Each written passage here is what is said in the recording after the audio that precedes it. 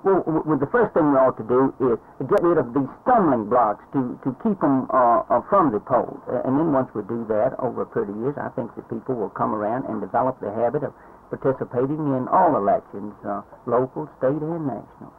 I think they're pretty well based on the premise that a restricted electorate, a small electorate, is a controlled electorate.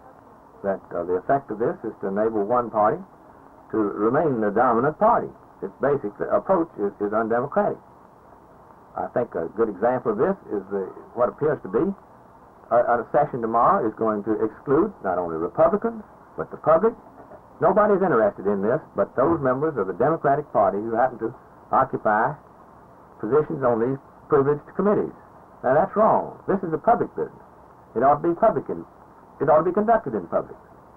I wouldn't be surprised if we had a special session sometime during the year 67.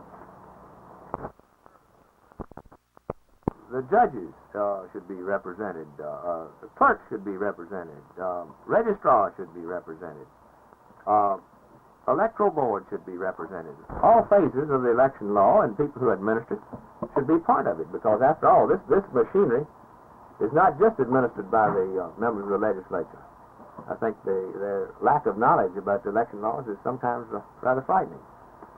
Well, I'd like to express it this way. If we depend upon the privileges and elections committees of the House of Delegates and the Senate of Virginia to enact legislation to get us out from under the Voting Rights Act of 1965, we are in deep trouble.